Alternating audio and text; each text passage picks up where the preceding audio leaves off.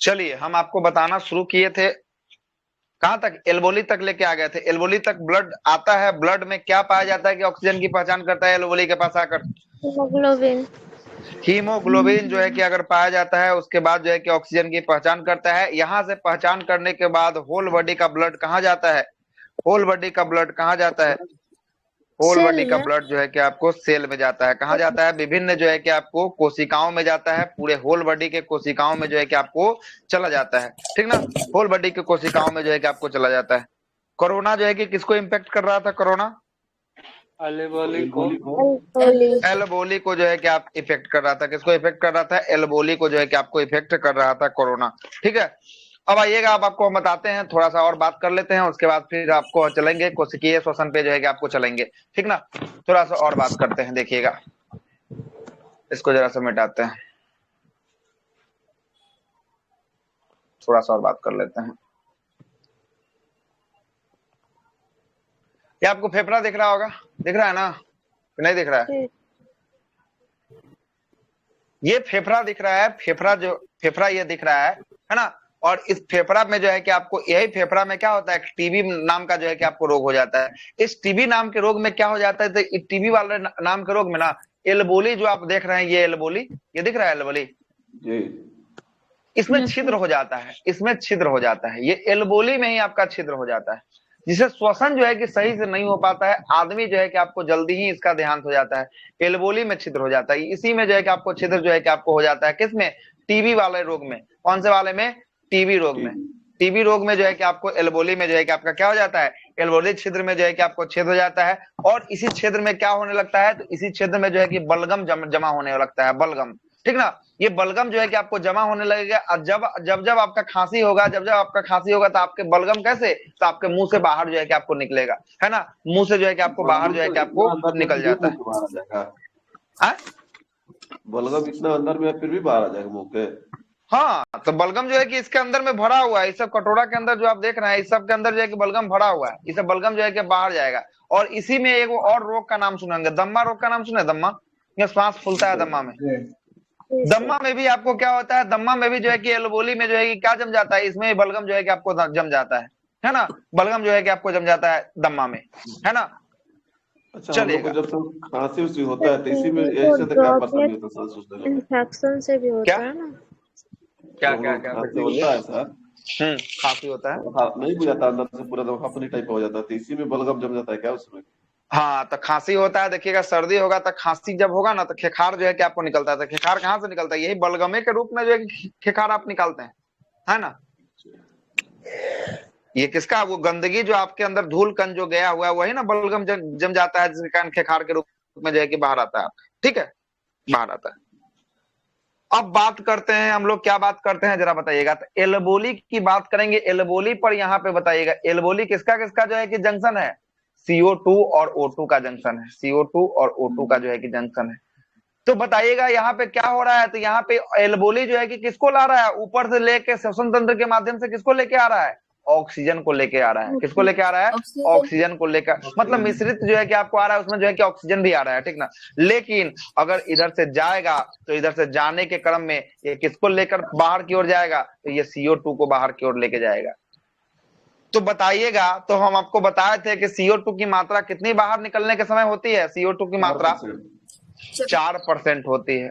कितना परसेंट होता है? 4% होता है। कितना परसेंट होता है? 4% होता है। तो आपको समझ में आया कि 4% ये कहां से आ रहा है? समझ में आया कि नहीं आया कि 4% कैसे हुआ? तो मतलब इसका परसेंटेज बढ़ कहाँ गया सर?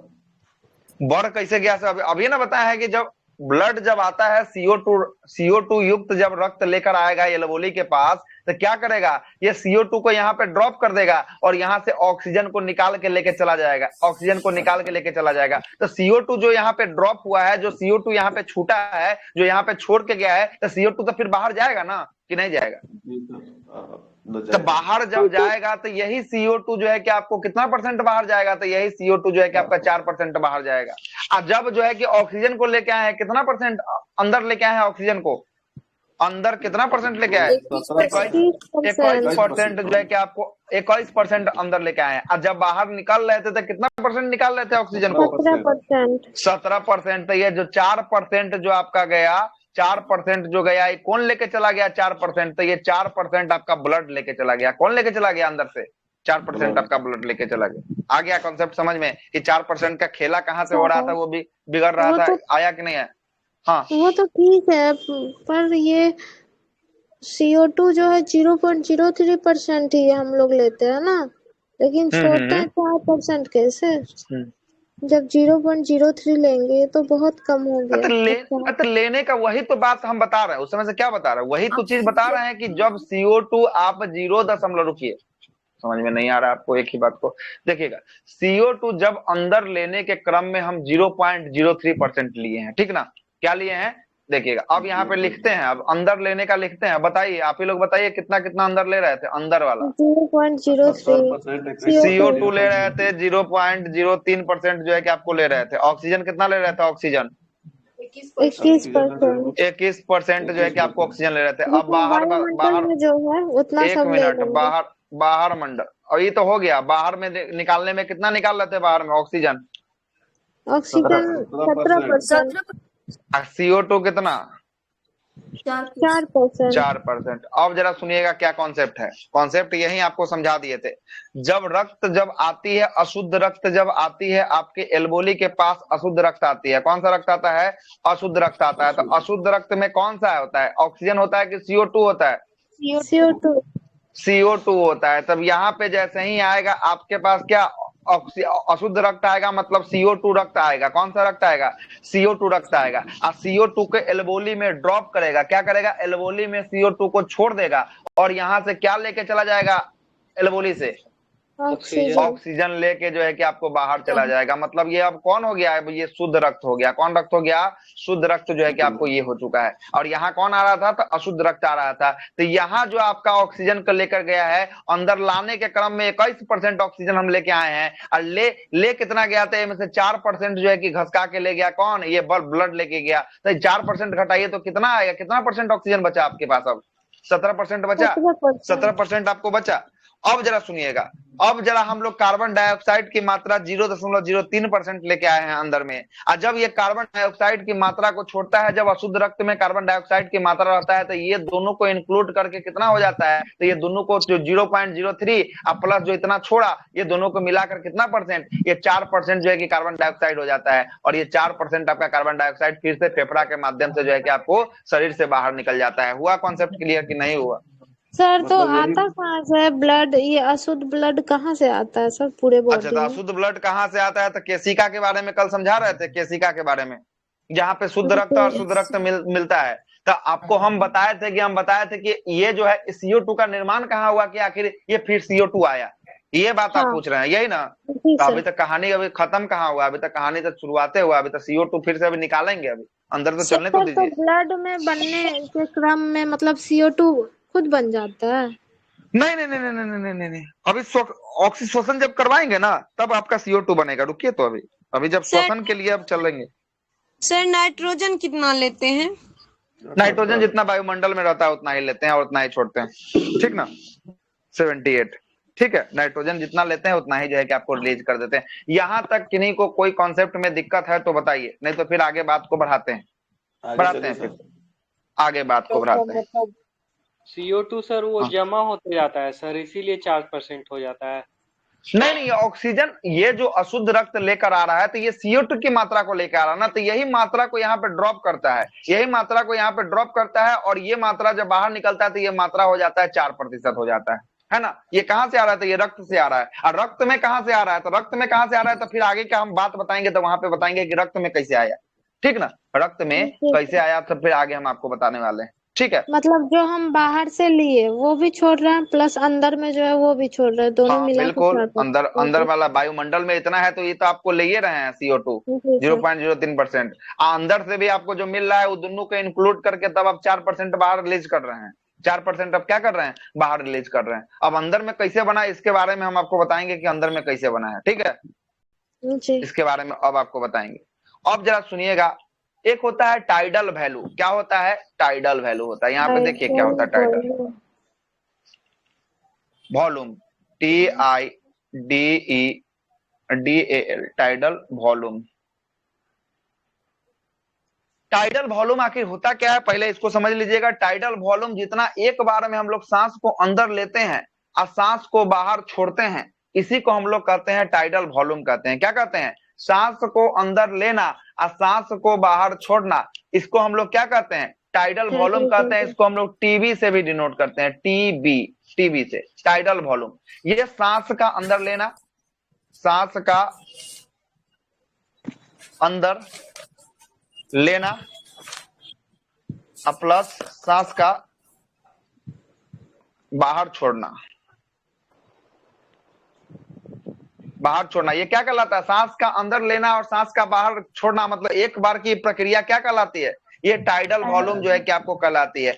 एक बार जो प्रक्रिया करते हैं, इस प्रक्रिया में कितना होता है? तो ये प्रक्रिया में होता है 500 ml होता है। कितना होता है? 500 ml।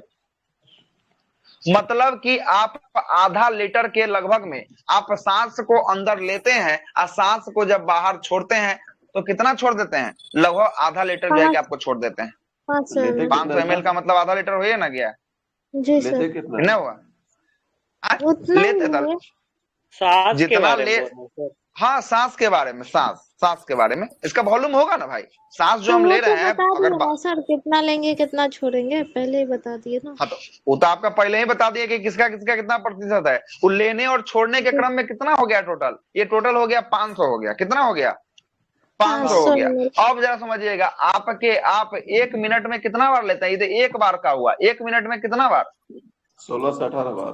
16 बार मान लीजिए, 16 बार मान लीजिए तो 16 बार मान लीजिए, लगभग कितना हो जाएगा? 8,000 ml हो जाएगा क्या?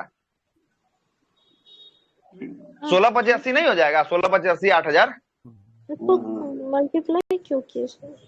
मल्टी एक बार में हुआ या मिनट में? 1 मिनट में 16 बार ले रहे हैं, 1 मिनट में कितना बार? 16 बार। तो मल्टीप्लाई नहीं करेंगे तो कभी करेंगे? 500 ml। हाँ 500 आपका फिक्स है, ठीक ना? 500 आपका फिक्स है। अब किसी का बीमारी होगा तो ओकरा सांस जितना लिया होगा उतना ही ना। ये स्वस्थ मानव का हिसाब से निकाले हैं, ठीक ना? स्वस्थ मानव का हिसाब से निकाले, मतलब कि 1 मिनट में आपका फेफड़ा 8 लीटर जो है कि आपको वायु को क्या करता है? निकालता है और फेंकता है, निकालता है और फेंकता है। पूरे निकालने और फेंकने की प्रक्रिया में 1 मिनट में कितना वायु को फेंक देता है? लगभग 8 लीटर वायु को जो है कि आपको फेंक देता है। कितने को फेंक देता है? 8 लीटर। नहीं आया समझ में? नहीं आया समझ में? 1 मिनट में 8 लीटर समझ गया सर। बोलिए। अच्छा सर, लेने और छोड़ने दोनों में है 500 में? मतलब 1 मिनट में हम लोग लेने और छोड़ने का, लेने और छोड़ने में आपको 500 ml होता है। कितना होता है? 500 ml होता है। आप एक लगाइएगा, 16 बार जो है कि आपको मिनट भर में आप सांस को लेते हैं और सांस को छोड़ते हैं 16 बार में। 16 से 18 इसका रेंज होता है। श्वसन का दर जो होता है ना आपका 1 मिनट में 16 से लेकर 18 बार जो है कि आपको होता है। तो हम इसको 16 ही मानकर चले हैं, मतलब 8 लीटर या 8,000 ml को ही 8 लीटर ना बोल देंगे क्या? गलत बोल रहे हैं क्या? 8,000 ml को 8 लीटर बोल सकते हैं क्या? ठीक है, तो 8 लीटर जो है कि आप मतलब कि 1 मिनट में आप सांस को ले रहे हैं और बाहर छोड़ रहे हैं, मतलब अंदर ले रहे हैं और बाहर छोड़ रहे हैं। कितना? ये हो गया आपको 8 लीटर हो गया। 1 मिनट में 8 लीटर। एक बार में बोलेगा, एक बार में कितना अंदर कितना बाहर जा रहा है? एक बार में 500 ml। कितना हो जा रहा है? 500 ml जा रहा है। ये तो हो गया कि हाँ आधा लीटर हो गया। ये तो हो गया आपका लेने और छोड़ने का कैपेसिटी हो गया। लेकिन एगो ये फेफड़ा आपको दिख रहा है, इसका भी तो टोटल एगो कैपेसिटी होगा। फेफड़ा, लंग्स टोटल कैपेसिटी है ना? टोटल लंग्स कैपेसिटी, मतलब कि लंग्स के अंदर कितना कैपेसिटी है कि मतलब कि ये मतलब कि जो है कि आपको क्या कर सकता है? एक बार में जो है कि आपको भर सकता है ना? ये कितना भर सकता है? तो एक बार में जो है कि आपको ये 6 लीटर भर सकता है। कितना भर सकता है टोटल लंग्स कैपेसिटी? अधिकतम जो है कि वायु जो है कि आपको एक बार में अगर आपको बोल दिया जाए कि आप सांस को भरिए खूब अपने अंदर में, तो आप मैक्सिमम भर सकते हैं कितना लीटर? 6,000 ml बोलिए या 6 लीटर बोलिए। इतना आप एक बार में नहीं कहता है कि एक बार थोड़ा सा जोर से सांस लीजिए अंदर में, जितना ताकत है उतना अंदर में जो है कि धकेल के रखिए अपने अंदर में सांस को। तो आप कितना अंतिम रूप से कितना धकेल सकते हैं आप? 6 अंदर में लीटर जो है कि अंतिम रूप से जो है कि आप 6 लीटर जो है कि एडजस्टमेंट जो है कि आप करवा सकते हैं। कितना करवा सकते हैं? मतलब सांस को आप 6000 ml सांस को आप अंदर की ओर लीजिए। एक होता है सामान्य, जैसे हम लोग लेते हैं छोड़ते हैं तो हम लोग को पता चलता है क्या? एक वो खूब लीजिए, एकदम जितना तक आपका हो सके उतना लीजिए, है ना, सांस को अंदर। ये कितना होता है? तो ये 6 लीटर होता है। मतलब कि एक बार जो लेने में जितना आप सांस को अंदर अपने अंदर ले रहे हैं उसको हम लोग कहते हैं टोटल लंग्स कैपेसिटी कहते हैं। क्या कहते हैं? टोटल लंग्स कैपेसिटी कहते हैं। ये 6 लीटर होता है। कितना लीटर होता है? 6 लीटर होता है। और सर ये कोई डायफ्राम दिक्कत? मदद करता है। हाँ, तो ये डायफ्राम मदद नहीं करेगा? जी सर, डायफ्राम तो मदद करने वाला है। यहाँ अच्छे से डायफ्राम तो दिया आपको है। सांस लेने में तो आपको मदद करने ही वाला है। डायफ्राम तो हम उसी दिन आपको कहानी बता दे, डायफ्राम का कहानी आपको बता दिए कि जब भी 70% आपको होता है। सर, कहीं पढ़ रहे थे 70% हेल्प करता है सांस लेने में हम तो उसी दिन डायफ्राम। आपको बता दिए कि आपको डायफ्राम जो होगा इसी से आपका सीना भी चौड़ा अब फूलता है, इसी के कारण फूलता है। क्या उस दिन पूछे थे कोई लोग, है ना?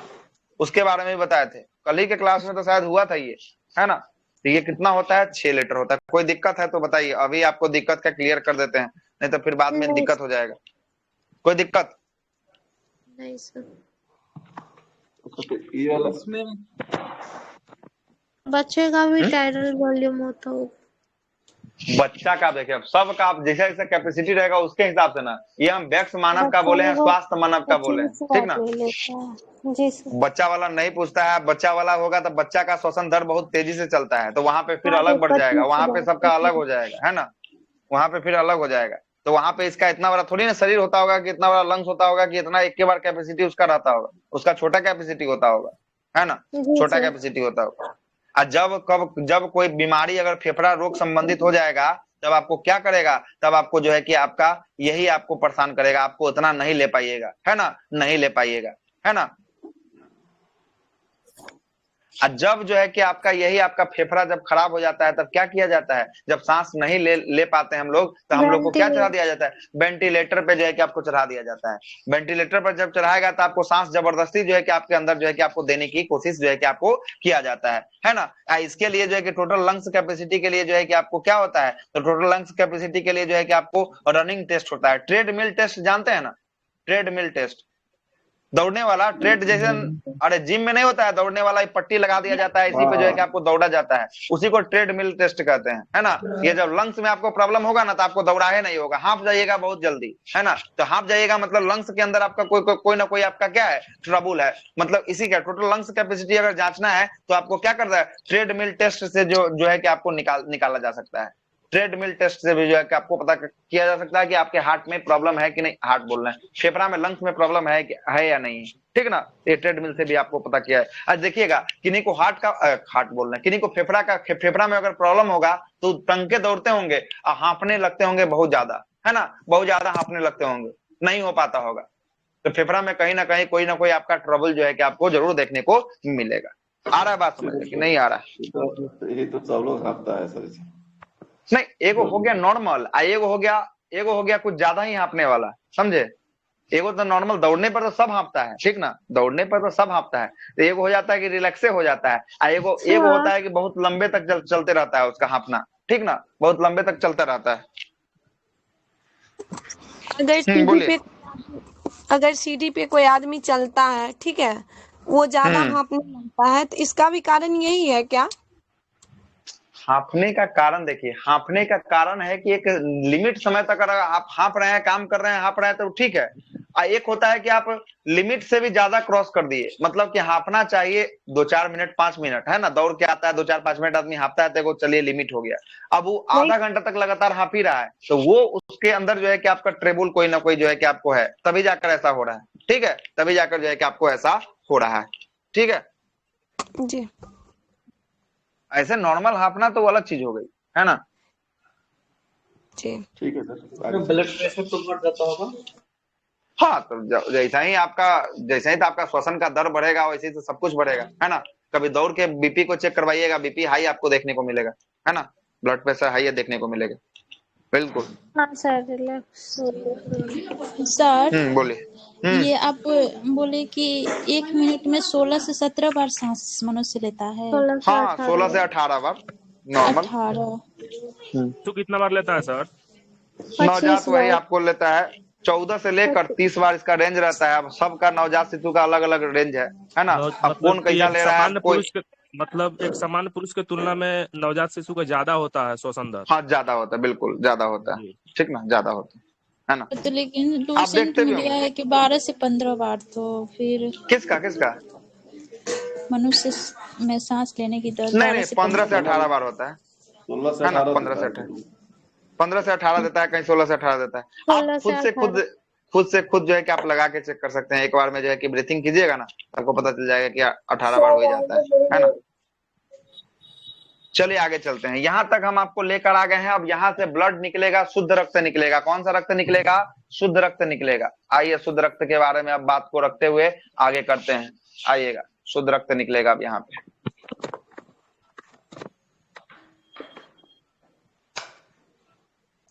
फेफड़ा से क्या मिलकर ब्लड शुद्ध हो गया है? फेफड़ा में क्या मिलकर ब्लड शुद्ध हो गया है? हीमोग्लोबिन। ऑक्सीजन मिलकर। कहाँ? ऑक्सीजन मिलकर। यहां से अब कौन सा ब्लड निकलेगा? शुद्ध रक्त निकलेगा। क्या निकलेगा? शुद्ध रक्त जो है कि आपको निकलने वाला है। शुद्ध रक्त मतलब कि ऑक्सीजन वाला रक्त जो है कि आपको निकलेगा। अब जरा समझिएगा, जब ये ऑक्सीजन वाला रक्त निकलेगा, जब ये ऑक्सीजन वाला रक्त निकलेगा तो ये संपूर्ण जो है कि आपको शरीर की तरफ मूवमेंट करेगा। और संपूर्ण शरीर में, संपूर्ण शरीर किसका बना हुआ था? संपूर्ण शरीर कोशिका का बना होता है। कहाँ जाता है? संपूर्ण शरीर में जाता है। जी सर। संपूर्ण शरीर किसका बना होता है? संपूर्ण शरीर बना होता है कोशिका का। किसका बना होता है? कोशिका का बना होता है। कोशिका चैप्टर पहला क्लास में हमने आपको पढ़ा दिया है। कोशिका चैप्टर पहला क्लास में पढ़ा है ना। अब कोशिका के अंदर जब जाएगा, ब्लड जब जाती है कोशिका के अंदर, ऑक्सीजन रहित, ऑक्सीजन जो है कि आपको ऑक्सीजन वाला ब्लड जब कोशिका के अंदर जाता है, हर एक एंगल में जब पहुंचता है, तब यहाँ पे कोशिकीय श्वसन होता है। कौन सा श्वसन होता है? कोशिकीय श्वसन होगा। कोशिकीय श्वसन जो है कि आपको होने वाला है। अब ये कोशिकीय श्वसन की बात जरा करते हैं कि कोशिकीय श्वसन अब क्या होता है, ये कैसा कैसा श्वसन होता है। कोशिकीय श्वसन जो होता है ये 2 प्रकार का श्वसन होता है। कितना प्रकार का श्वसन होता है कोशिकीय श्वसन? 2 प्रकार का। कोशिकीय श्वसन जो होता है आपका 2 प्रकार का जो है कि आपको श्वसन होता है। एक जो श्वसन, देखिएगा यहाँ पे लिखते हैं, अब तो खाली ही नहीं है, रुके तो पहले सबको मिटाने दीजिए थोड़ा सा।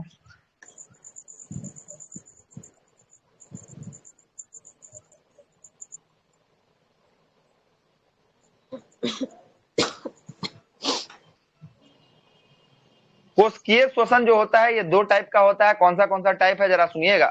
एक होता है कोशिका के अंदर जैसे ही प्रवेश करता है, एक होता है कोशिका द्रव में। कैसा होता है? कोशिका द्रव में। कोशिका द्रव में। और एक होता है कहाँ पे? एक होता है माइटोकॉन्ड्रिया में। कहाँ होता है? माइटोकॉन्ड्रिया में।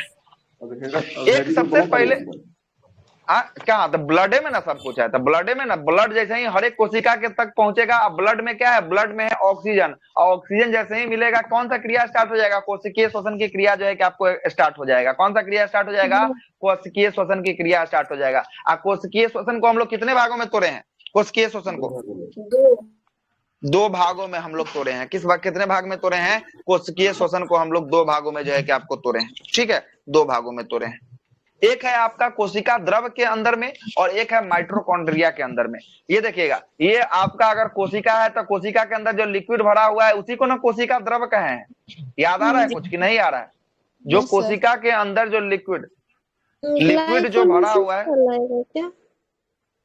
अभी तो आ ही रहे हैं। अभी तो ग्लाइकोलाइसिस में तो अभी बहुत समय अभी आने को है। अभी तो ग्लाइकोलाइसिस में आने के लिए तो 10 मिनट से ऊपर का समय है। सबसे पहले जो हम समझा रहे हैं उसको समझ लीजिएगा, ठीक ना। उसके बाद आप जो बुक खोल के पढ़ना होगा पढ़ लीजिएगा। जहां डाउट होगा वहां पे आप रखिएगा बातों को, कोई दिक्कत वाली बात नहीं, ठीक ना। ग्लाइकोलाइसिस जो है कि आपको सारा कुछ हम आपको समझा देंगे कि क्या होता है नहीं होता है, ठीक है। जरा समझिएगा, पहला जो हम आपको बताए हैं कोशिका के द्रव के अंदर में, अब दूसरा कहाँ पे बताए हैं? दूसरा कहाँ? दूसरा जो होता है आपको माइटोकॉन्ड्रिया में होता है। कहाँ होता है? दूसरा जो होता है माइटोकॉन्ड्रिया में जो है कि आपको होता है, ठीक है। अब जरा सुनिएगा, अब जरा जरा इसको देखिएगा, ये कोशिका के अंदर जो होता है ये होता है अनॉक्सी श्वसन होता है। कोशिका द्रव के अंदर होता है अनॉक्सी। पूछता है ऑक्सीजन नहीं रहता सर? नहीं, ऑक्सीजन का इसका जरूरत नहीं है यहाँ पे, अनॉक्सी श्वसन। अब माइटोकॉन्ड्रिया में कैसा, तो माइटोकॉन्ड्रिया में ऑक्सी श्वसन। ऑक्सी श्वसन मतलब ऑक्सीजन चाहिए, इसमें क्या चाहिए, ऑक्सीजन चाहिए। इसमें ऑक्सीजन चाहिए कि नहीं चाहिए, इसमें ऑक्सीजन नहीं चाहिए। कोशिका द्रव में ऑक्सीजन का श्वसन में ऑक्सीजन की आवश्यकता नहीं होती है, लेकिन माइटोकॉन्ड्रिया में क्या होता है, माइटोकॉन्ड्रिया में जो है कि आपको होता है ऑक्सीजन की आवश्यकता जो है कि आपको होती है। किसकी आवश्यकता होती है, ऑक्सीजन की आवश्यकता जो है कि आपको होती है। अब जरा सुनिएगा, एक कहानी आपको हम बताते हैं। देखिए उससे पहले को फोटो दिखाते हैं। फोटो तो यही रहा, इसी को हम कॉपी पेस्ट कर लेते हैं। उठाइए इसको।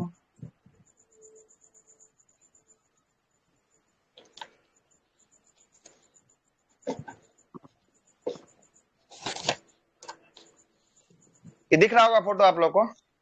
जी सर। सेल, ये जैसे ही ये सेल है, ये एक सेल को हम लोग पकड़ लिए हैं। कितने सेल को पकड़े हैं, कोई एक सेल को पकड़ लिए हैं। सेल के अंदर तो आपको न्यूक्लियस है, डीएनए है, आपको उसका एंडोप्लाज्मिक रेटिकुलम है, सेल मेम्ब्रेन है, गोल्गी कॉम्प्लेक्स है ना, से उसके बाद जो है कि आपको माइटोकॉन्ड्रिया है, सब है। इसके अंदर जो लिक्विड भरा है उसको क्या कहेंगे, लिक्विड कोशिका द्रव कहेंगे। क्या है इसके अंदर, कोशिका द्रव है।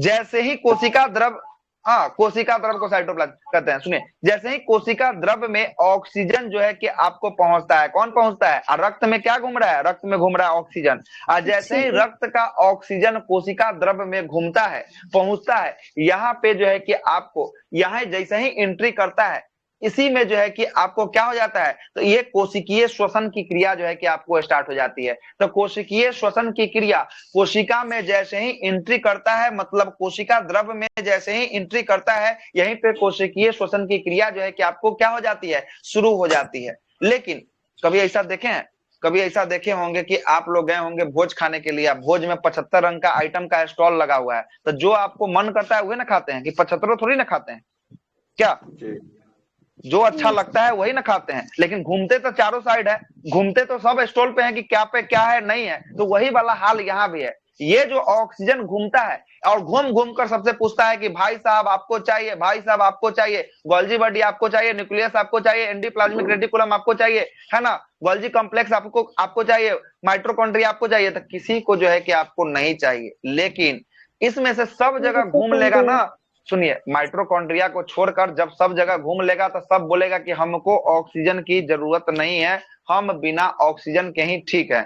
अब जैसे ही ये अंदर घुसेगा, अंदर में है आपका क्या, हम कौन सा लिक्विड होता है अंदर में, कोशिका द्रव। कोशिका द्रव में जैसे ही घुसेगा, वहीं पे जो है कि आपका श्वसन की क्रिया चालू हो जाएगी। और श्वसन की क्रिया जैसे ही एंट्री करेगा, वैसे ही जो है कि यहाँ पे एटीपी का निर्माण हो जाएगा।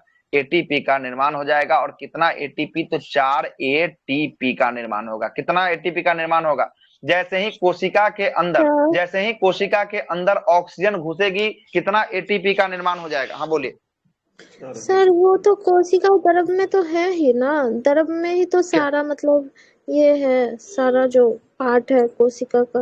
हाँ तो सब जो है कि आपका पार्ट है, सबका पास जो है कि आपको पार्ट है। कोशिका के अंदर में ही सब क्या है, पार्ट भरा हुआ है। लेकिन ये लिक्विड में जैसे ही घुसेगा ना, ऑक्सीजन जैसे ही घुसेगा, वहां पे जो है कि आपको क्या हो जाएगा, कोशिकीय क्रिया जो है कि आपको शुरू हो जाएगी, कोशिकीय श्वसन शुरू हो जाएगी। और जैसे ही कोशिकीय श्वसन शुरू हो जाएगी, यहाँ पे क्या हो जाएगा, तो यहाँ पे 4 एटीपी का निर्माण हो जाएगा। 4 एटीपी का जो है कि आपको निर्माण होगा।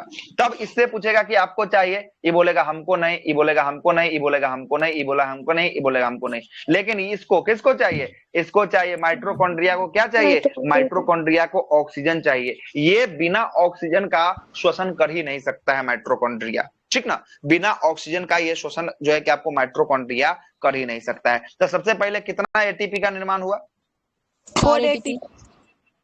4 एटीपी का निर्माण कहाँ हुआ, किसमें घुसते ही 4 एटीपी का निर्माण हो गया, कोशिका के द्रव में। हाँ, कोशिका द्रव का श्वसन में जो है कि आपको 4 एटीपी का निर्माण हुआ।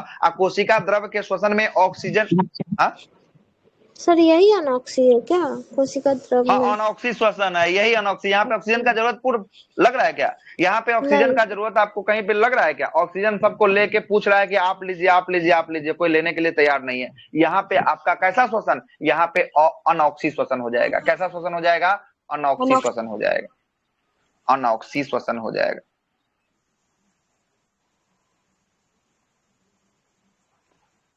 अनऑक्सी श्वसन कहाँ होता है? अनऑक्सी श्वसन कहाँ होता है? कोशिका द्रव्य में। माइटोकॉन्ड्रिया नहीं बोलना है, कोशिका द्रव्य बोलना है, ठीक ना। साइटोप्लाज्म बोल सकते हैं, इसका अंग्रेजी नाम है, बोल सकते हैं साइटोप्लाज्म में कैसा श्वसन होता है? अनॉक्सी श्वसन होता है। ऑक्सी श्वसन की अनॉक्सी श्वसन, अनॉक्सी ऑक्सीजन का उपस्थिति होना जरूरी है कि बिना जरूरी के? बिना जरूरी जरूरी के। लेकिन जैसे ही अनॉक्सी श्वसन में जैसे ही ऑक्सीजन घुसता है वैसे ही क्रिया स्टार्ट हो जाता है। और कितना एटीपी का निर्माण होता है? कितना एटीपी का निर्माण होता है? 4 एटीपी का जो है कि आपको निर्माण होता है। कितना? मतलब अनॉक्सी है तो बस ऑक्सीजन की अनुपस्थिति है, तो CO2 होगा क्या सर? CO2 यहाँ थोड़ी ना होगा। CO2 कहाँ होगा से भी चलते हैं ना। आप CO2 का इतना इंतजार कर रहे हैं, बेसब्री से इंतजार कर रहे हैं, तो आपको बता देंगे कहाँ पे CO2 होता है। हाँ बोलिए। इसमें मान लीजिए जब इसमें ऑक्सीजन जरूरत है तो 4 एटीपी का निर्माण एक कोशिका द्रव्य करेगा कि माइटोकॉन्ड्रिया? हाँ, कोशिका द्रव्य में जैसे ही ऑक्सीजन का इंटर होता है ना वैसे ही जो है कि आपका स्वागत के लिए 4 गो एटीपी, जैसे भोज भात में निकलिएगा तो स्वागत के लिए ना 2-4 गो फूल बरसा दिया जाता है काउंटर पे पहले से, वही वाला हाल इसके साथ भी है। जैसे ही यहाँ पे ऑक्सीजन इंटर करेगा 4 गो एटीपी का निर्माण जो है कि आपको हो जाएगा। कितना एटीपी का? 4 गो एटीपी का निर्माण हो जाएगा, है ना। ऑक्सीजन से कोई काम नहीं है फिर भी एटीपी का? हाँ, ऑक्सीजन से इसका कोई काम नहीं है, लेकिन इसका 4 गो एटीपी का निर्माण जैसे ही एंटर करेगा वैसे ही 4 गो एटीपी आपका निर्माण जो है कि आपको हो जाएगा। कितना एटीपी? 4 गो एटीपी का जो है कि आपको निर्माण हो जाएगा। मतलब अनॉक्सी श्वसन के फलस्वरूप अगर पूछेगा कितना एटीपी का निर्माण होता है, अनॉक्सी श्वसन के फलस्वरूप कितना एटीपी का निर्माण होता है? अनॉक्सी श्वसन के फलस्वरूप 4 एटीपी। अनॉक्सी श्वसन किसमें हो रहा है? माइटोकॉन्ड्रिया में हो रहा है कि कोशिका द्रव्य में हो रहा है? कोशिका द्रव्य में हो रहा है। किसमें हो रहा है? कोशिका द्रव्य में जो है कि आपको हो रहा है, ठीक ना। कोशिका द्रव्य में जो है कि आपको हो रहा है। अब जरा सुनिएगा, अब जरा जो है कि एटीपी का जो है कि आपको क्या होता है? तो एटीपी का 4 गो एटीपी का जो है कि आपको निर्माण हो गया। कितना एटीपी का निर्माण कर दिए हैं? 4 एटीपी का निर्माण हो जाएगा। 4 एटीपी का निर्माण पढ़ रहा है ना, श्वसन का प्रकार, ऑक्सीजन। हाँ, श्वसन का प्रकार, हाँ ठीक ना, श्वसन का प्रकार ही चल रहा है, ठीक। प्रोडक्ट भी पूछता है ना अनॉक्सी का, क्या बनेगा उत्पाद? अभी आ तो रहे, अभी तो खत्म कहाँ किया, अभी तक स्टार्ट किए, अभी खत्म करेंगे तब ना आप पूछिएगा सवाल। क्या उत्पाद दिया है बताइए? तो इसमें उत्पाद ये दिया होगा, ग्लूकोज को तोड़ते हैं, ग्लाइकोलाइसिस की प्रक्रिया होती है ना, ग्लाइकोलाइसिस की प्रक्रिया होती है इसमें। हाँ, तो इसमें ग्लूकोज टूटेगा तो आपका क्या बनेगा? तो इथाइल अल्कोहल का जो है कि आपको निर्माण हो जाएगा, है ना। ग्लूकोज जैसे ही टूटेगा वैसे ही क्या हो जाएगा? तो आपको जो ग्लूकोज तोड़ने में लगेगा, तभी सारा बात तो बचा ही हुआ है। अभी तो खत्म किए ही कहाँ, अभी तो स्टार्ट किए, अभी तो खत्म करेंगे तब, अभी खत्म करेंगे तब नहीं, सब बात का बाद जो है कि आपको चर्चा होगा। जरा सुनिएगा, जैसे ही एंट्री किया 4 एटीपी का निर्माण जो है कि आपको हो गया। अनॉक्सी श्वसन में 4 एटीपी का जो है कि आपको निर्माण हो चुका है। कितना? 4 एटीपी का निर्माण हो चुका है। अब जरा सुनिएगा, अब इसके बाद क्या होगा? इसके बाद क्या होगा जरा इसको आप सुन लीजिएगा। जिसमें से 4 गो एटीपी का निर्माण हुआ, इसमें से 2 गो एटीपी का जो है कि आपको खर्च होता है। कितना एटीपी का खर्च होता है? 2 गो एटीपी का खर्च होता है। अब बोलेगा खर्च किसको तोड़ने में? तो ये खर्च होता है ग्लूकोज को तोड़ने में। आपके कोशिका के अंदर जो ग्लूकोज होता है, उस ग्लूकोज को तोड़ने में कितना एटीपी का खर्च हो रहा है? 2 एटीपी का खर्च हो रहा है। तब भी अभी आपके पास कितना एटीपी बच गया? रेस्ट 2 बच गया। 2 गो बच गया। ग्लूकोज तोड़ने की प्रक्रिया को ही हम लोग क्या कहते हैं? ग्लाइकोलाइसिस की क्रिया कहते हैं। क्या कहते हैं? ग्लाइकोलाइसिस। ग्लूकोज तोड़ने की प्रक्रिया को ग्लाइकोज कहते हैं। ग्लाइकोलाइसिस, ठीक ना, ग्लाइकोलाइसिस जो है कि आपको कहा जाता है ना।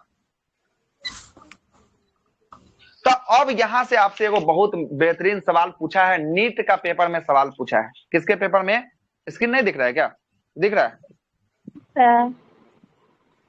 वो फिर सुनिए ना, अभी बचा है तो बताते ना सब कुछ, तो सर इसीलिए ये बोलते हड़बड़ाइए ना, क्या हड़बड़ाइएगा तो सर कुछ भी समझ नहीं पाएगा। ग्लाइकोलाइसिस किसको बोलेंगे, रिपीट करिएगा। ग्लूकोज को तोड़ने की प्रक्रिया में 2 एटीपी का खर्च होता है, इसे ही ग्लाइकोलाइसिस की प्रक्रिया कहते हैं। अब आपसे पूछेगा ग्लाइकोलाइसिस की प्रक्रिया में कितना एटीपी का खर्च होता है, कितना एटीपी का खर्च होता है? 2 एटीपी का खर्च होता है। अब से जरा प्रश्न सुनिएगा, क्या प्रश्न किया था। नीट का पेपर, जो मेडिकल का नीट का पेपर होता है, उसमें क्या प्रश्न किया था, इस प्रश्न को जरा सुनिएगा। उसमें प्रश्न किया था कि ग्लाइकोलाइसिस के फलस्वरूप हमें कितने एटीपी का लाभ होता है, कितने एटीपी का लाभ होता है? आंसर क्या है होगा इसका, बताइए। 2। यहाँ पे आपके पास 4 गो एटीपी था, ग्लाइकोलाइसिस के फलस्वरूप मतलब ग्लाइकोलाइसिस की क्रिया में कितना एटीपी खर्च हो गया है? 2। 2 गो खर्च हुआ है, तो अभी भी कितना आपके पास शेष बचा हुआ है? 2। 2 गो आपके पास शेष बचा हुआ है। मेडिकल का प्रश्न था, ग्लाइकोलाइसिस की फलस्वरूप कितने एटीपी का हमें लाभ होता है, तो 2 गो एटीपी का लाभ होता है। लेकिन आपसे पूछ देगा ग्लाइकोलाइसिस की प्रक्रिया में कितना एटीपी का खर्च होता है? 2 एटीपी का जो है कि आपको खर्च होता है। कितना एटीपी का खर्च होता है? 2 एटीपी का जो है कि आपको खर्च होता है। ठीक है, अब जरा आगे की बात को जरा समझिएगा। अब आगे क्या होगा, अब आगे क्या होगा जरा अब सुनिएगा। अब ये आपके पास कितना एटीपी बचा है? 2 एटीपी जो है कि आपको बचा है, कितना एटीपी बचा है? 2 एटीपी जो है कि आपको बचा है ना? 2 एटीपी जो है कि आपको पास बचा हुआ है। अब जरा सुनिएगा, आगे की बात करते हैं। 1 मिनट,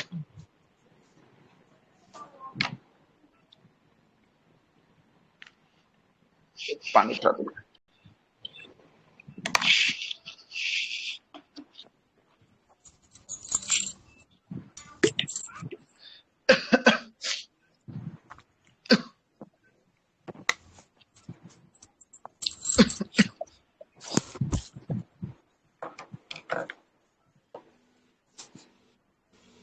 अब आइएगा,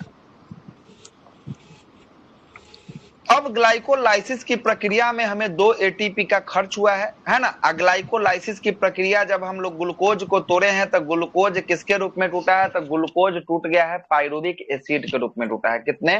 पाइरुविक एसिड के रूप में। कितना पाइरुविक एसिड? तो 2 गो पाइरुविक एसिड के रूप में टूटा है।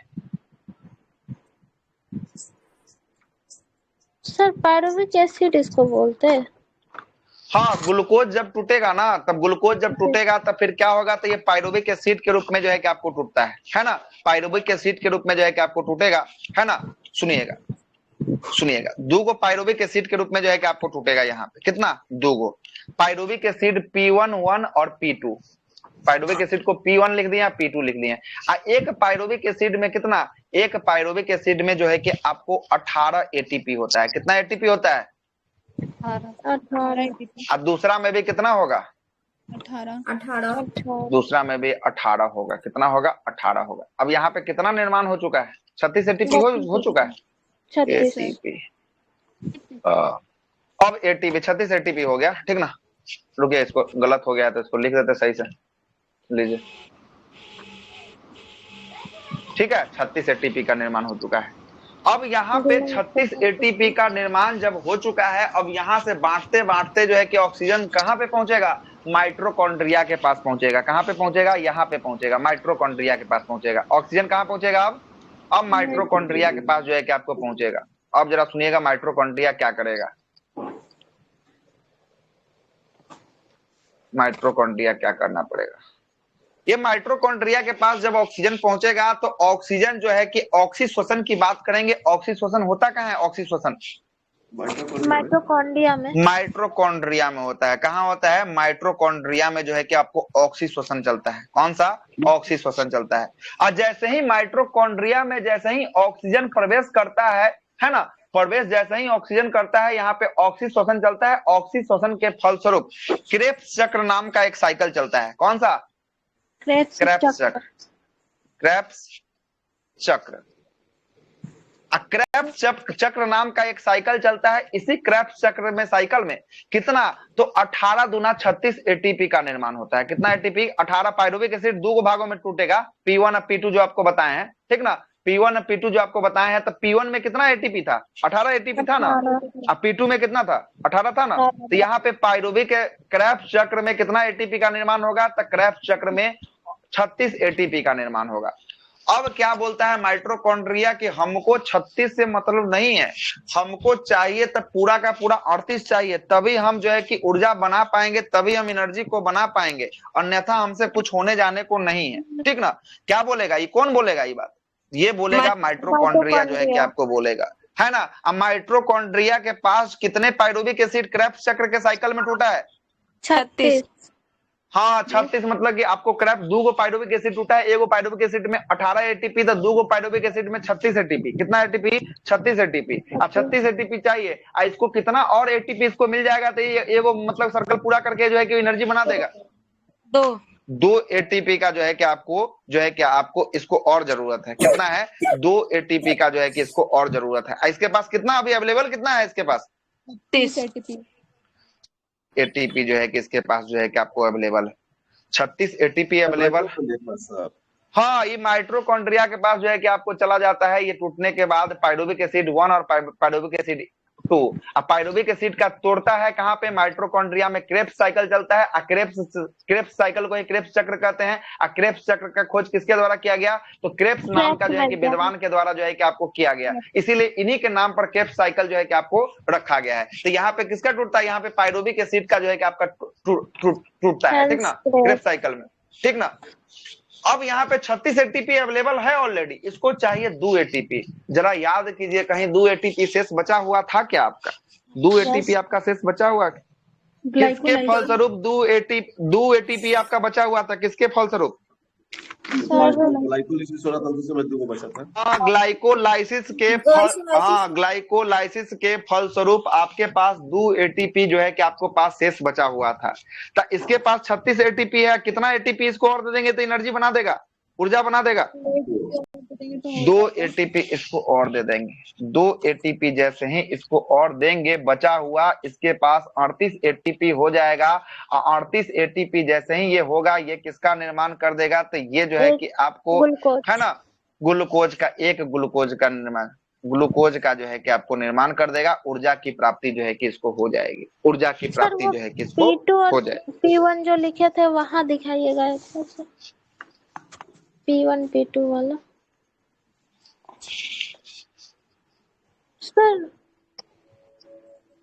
सर इसमें 2 ही एटीपी से 36 एटीपी बन गया जो टूटा, उससे 36 बन गया। नहीं 2 एटीपी टूटा नहीं, 2 एटीपी जो है कि आपको ग्लूकोज को तोड़ने में, और जब ग्लूकोज टूटा ना तो ये जाकर जो है कि ग्लूकोज टूटा जब जो है कि आपको, तब ये पाइरुविक एसिड का निर्माण किया। किसका? तो कितना पाइरुविक एसिड? 2 गो पाइरुविक एसिड का निर्माण किया। और एगो पाइरुविक एसिड में कितना एटीपी? 18 एटीपी। और 2 गो पाइरुविक एसिड में कितना? तो 18 दूना 36 एटीपी का जो है कि आपको निर्माण कर देगा। 36 एटीपी। 36 एटीपी कहाँ जाएगा? माइटोकॉन्ड्रिया में क्रेब्स साइकिल चलेगा, वहां पे इसको क्या होगा? यहाँ पे फिर इसको 2 गो और चाहिए, क्या है कि इसको कितना चाहिए? 38 गो चाहिए। इसके पास ऑलरेडी 36 गो है इसके पास, तो 2 गो जो रेस्ट बचा हुआ था वो दोनों को मंगवा लेगा अपने पास, और जो है कि एक जो है कि आपको ग्लूकोज की प्राप्ति जो है कि आपको यहाँ पे निर्माण कर देगा। इसीलिए माइटोकॉन्ड्रिया को हम लोग कोशिका का क्या कहते हैं? कोशिका का, माइटोकॉन्ड्रिया को powerhouse of cell, powerhouse of cell कहा जाता है, ऊर्जा घर कहते हैं। काहे कि यहाँ पे किसका निर्माण हो रहा है?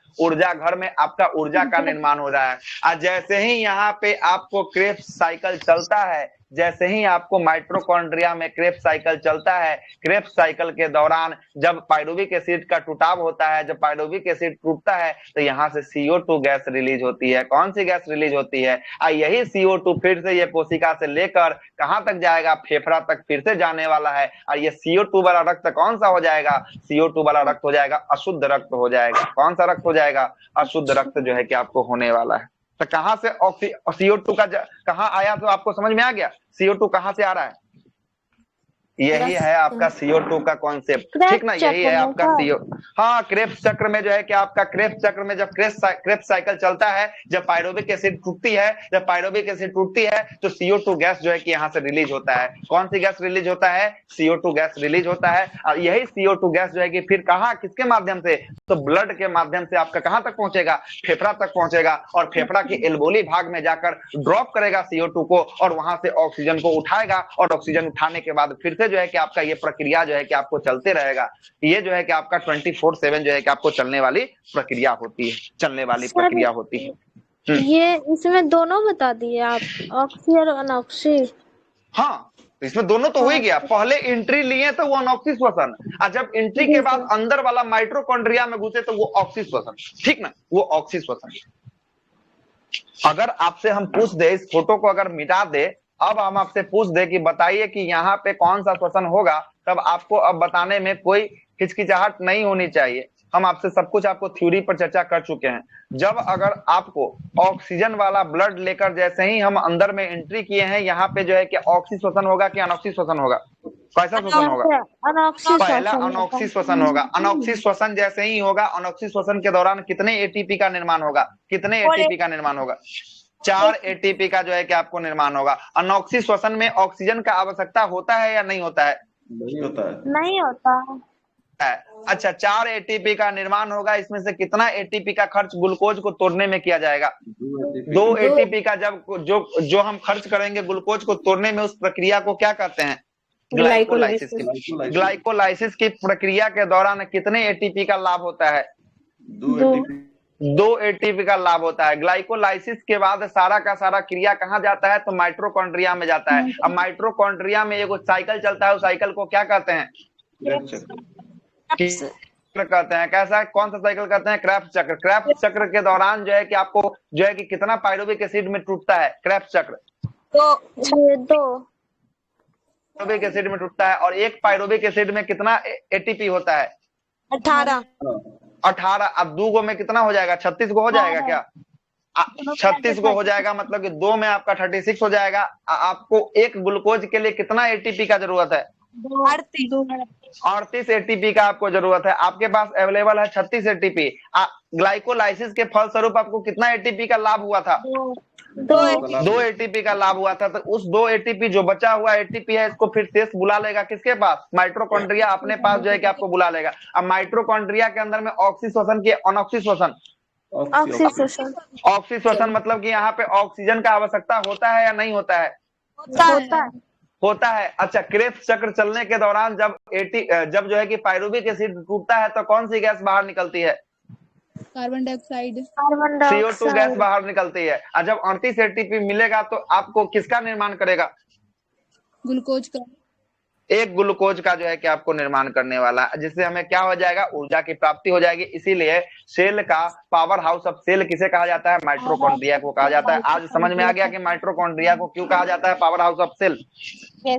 Powerhouse of cell mitochondria को क्यों कहा जाता है, समझ में आ गया है क्या? Yes sir. चलिए, इसी के साथ ये चैप्टर की भी समाप्ति होती है। इसी के साथ इस चैप्टर की भी आपको समाप्ति होती है। पूरा का पूरा हम आपको श्वसन बहुत ज्यादा जरूरी चैप्टर था, और इसको समझने में 38, 36 और 32 करने में सबका हालत खराब हो जाता है, जो हम आपको आसान लैंग्वेज में आपको हम समझा के रखे हैं, ठीक ना। बहुत ज्यादा यहाँ से प्रश्न पूछता है 38, 36 वाला से, ठीक ना।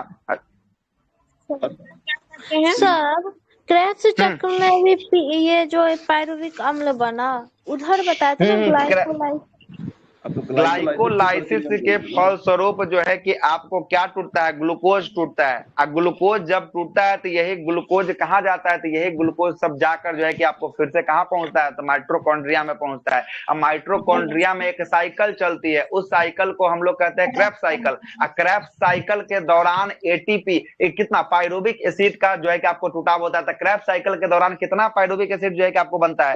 2 गो पायरुविक एसिड बनता है। तो 1 गो पायरुविक एसिड में 18 ATP, तो 2 गो पायरुविक एसिड में कितना?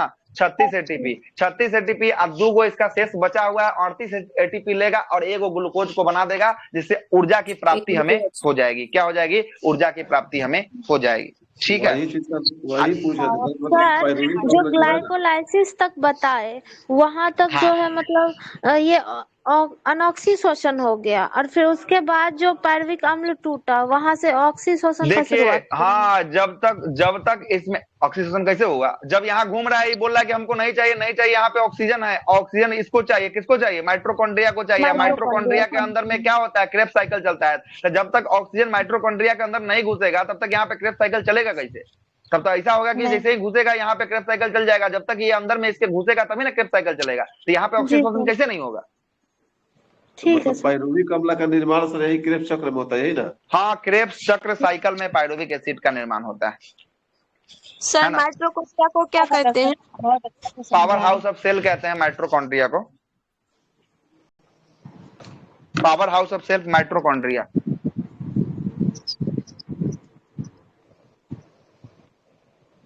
सर दो मतलब ये समीकरण बताया है, सेल माइटोकॉन्ड्रिया। समीकरण है सर दो गो, एक ग्लूकोज है प्लस 6O2 है ये ऑक्सीशोषण में, और ये प्रोडक्ट बनाया है 6CO2 H2O और ऊर्जा। सर तो यहाँ ग्लूकोज और ऑक्सीजन मिल गया सर ऑक्सीशोषण में। सर ग्लूकोज और O2 ऑक्सीजन मिलने से CO2 बना और जल बना और ऊर्जा बना, ये ऑक्सीशोषण में बताया है सर। तो अच्छा, तो ग्लूकोज वो आपको कहाँ का बता दिया है? तो आपको शायद ऑक्सीजन में क्या बताया है, बताइए फिर से। C6H12O6 plus 6O2। हाँ ऑक्सीजन ठीक तो है सर, ग्लूकोज ऑक्सीजन के साथ कर रहा है। हाँ, तो ग्लूकोज ऑक्सीजन के साथ तो कर ही रहा है, तो सही तो है। यहाँ पे दिक्कत किस बात की है ना? जी सर। उसको देखिए ना, ठीक है। दोनों समीकरण जो है कि right hand side left hand side जो है कि आपका इक्वल हो रहा है क्या, वो देखिए। दोनों एक हाँ दूसरे सर, से इक्वल हो रहा है क्या? हाँ सर हो रहा है। हो रहा है ना, तो फिर ठीक होगा। तब फिर हो रहा है, तब तो सही है ना? सर और तब तो अनॉक्सी सही। का, अब अनॉक्सी का है कि ग्लूकोज जो है टूट गया इथाइल अल्कोहल हाँ। और CO2 में, ये कैसे सर, इथाइल ये भी समझा दीजिए। क्या इथाइल अल्कोहल और CO2, जब इथाइल हाँ, अल्कोहल और जो है कि ऊर्जा। आपको टूटा। हाँ, तो जब यहाँ पे जैसे ही आपको एंट्री करेगा, जब यहाँ पे ग्लाइकोलाइसिस की प्रक्रिया होगी, तो यहाँ पे किसके रूप में, तो ये ग्लूकोज टूटेगा। और ग्लूकोज जो है कि आपको किसके साथ, तो ये आपको फर्मेंटेशन कर देगा, किण्वन करेगा। किण्वन करेगा तो यहाँ पे किसका निर्माण कर रहा था, CO2 का निर्माण हो रहा था। और किसका हो रहा था ये, और जल। अरे अनॉक्सी में किसका हो रहा था? अनॉक्सी में बस ग्लूकोज जो है ना टूट जाता है और इथाइल हाँ अल्कोहल बनता है और लैक्टिक हाँ एसिड बनता है, CO2 बनता है, ऊर्जा बनता है।